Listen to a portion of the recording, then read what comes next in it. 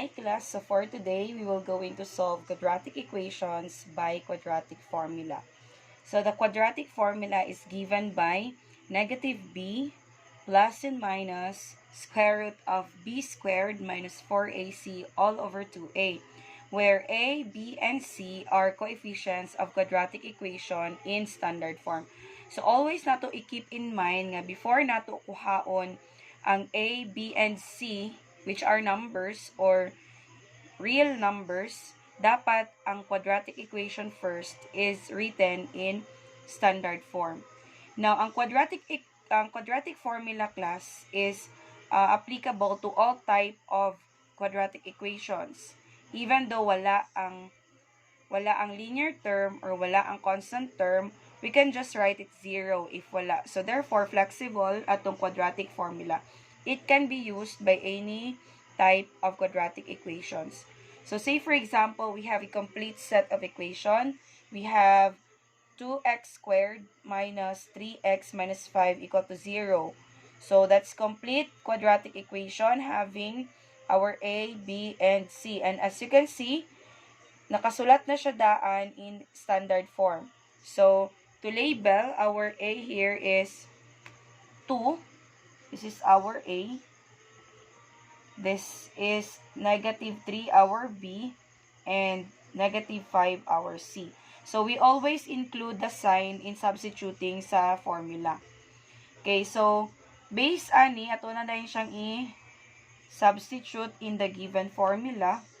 So we will have x equals negative of b, and our b is negative 3, so still na negative, and then just put parenthesis for separating the negative sign coming from the formula itself and the negative sign of the b in the equation. Okay?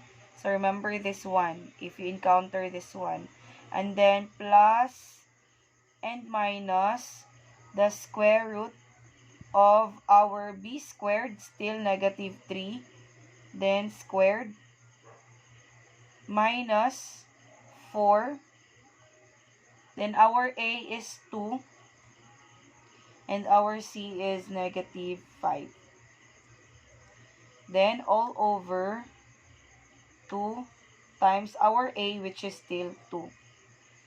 Okay, so plug in all values lang. Then after plugging in sa mga values, imuha na din siyang isolve.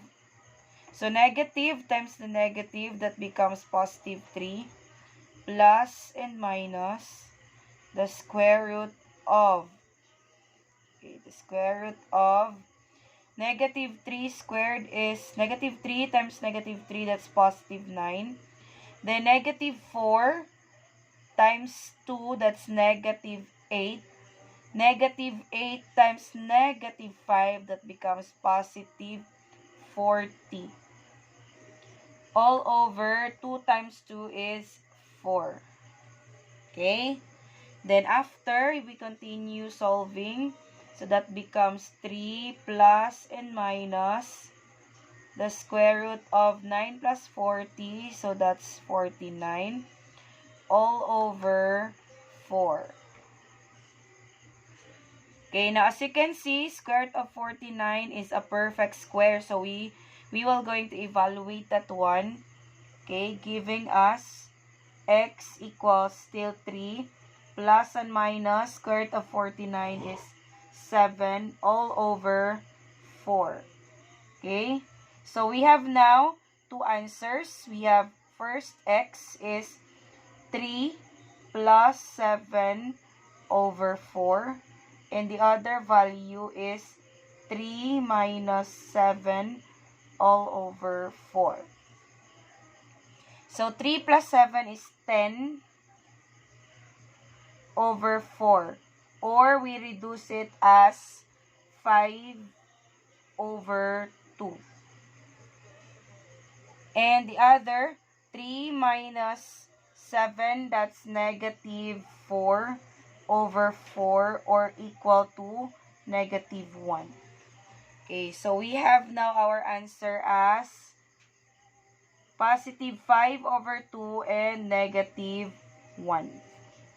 So the solutions of this quadratic equation, 2x squared minus 3x minus 5 equal to 0, is 5 over 2 and negative 1 using quadratic formula.